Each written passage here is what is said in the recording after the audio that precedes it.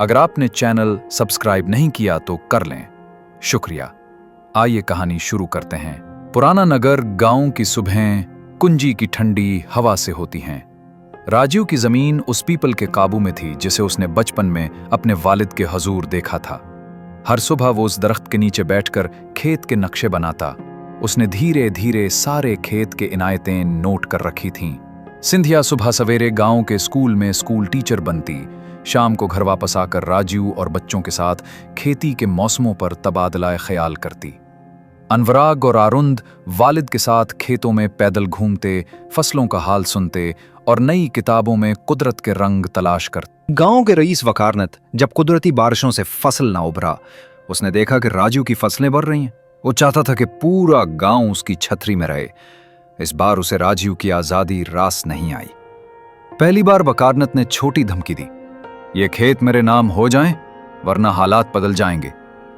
राजीव ने सादा और बेखौफ जवाब दिया, ये जमीन मेरे बाप ने संभाली थी और हम उसे अपनी औलाद के लिए छोड़ेंगे।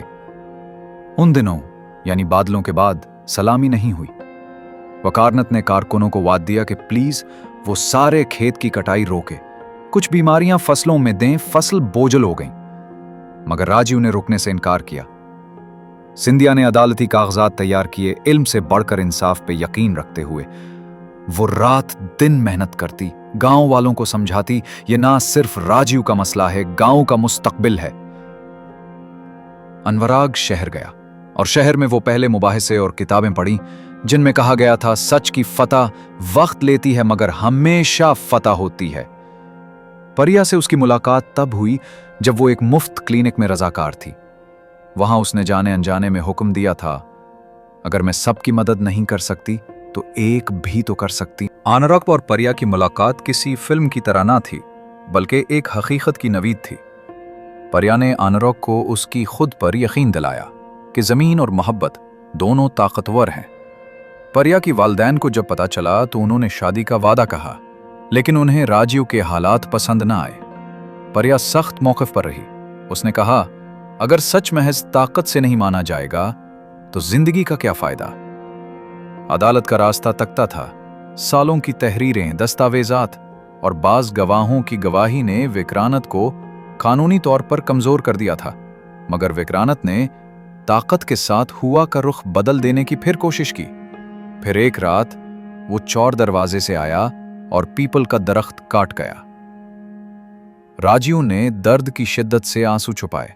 उसने दिल में कहा, पेड़ तो कट गया मगर तुम्हारी रूह मेरे अंदर हमेशा जीएंगी। मैं तुम्हारी राह दिखाऊंगा अनरोक। अगले दिन सिंधिया अदालत में बैठी हुई थी, आंखों में ख्वाब। वो न सिर्फ अपने बेटों बल्कि गांव के तमाम बच्चों के लिए लड़ रही थी। अनुराग ने शहर में बनाई गई मुस्तकिल नौकरी से पैसे बचाकर वकील की फीस और शवाहिद जमा किए। अदालती दस्तों के अलावा गांव के बच्चे, खवातीन सब ने अदालती मुहिम में हाथ बाजू बढ़ाए। अदालत ने कुछ महीने बाद फैसला दिया, राजीव का खेत वापस मिल गया और वकरानत को जुर्माने की सजा हुई। राजीव ने इस कट जाने वाले पीपल की जड़ों से नया दरख्त उगाया, न सिर्फ जमीन पर बल्कि अपने बच्चों के दिलों में उम्मीद का बीज बो दिया। अरबों मजमों फसानों की जिंदगी हकीकत से जड़ी है। राजीव ने जमीन छोड़ी मगर उसका नाम नहीं छोड़ा। इसी जमीन पर उसने अपनी आखिरी सांसें ली। अनुराग ने फिर से इसी खेत पर एक जामे क्लिनिक खोला जहां गांव के लोग मुफ्त इलाज और मशवरा पाते थे। परिया और अनुराग की शादी हुई।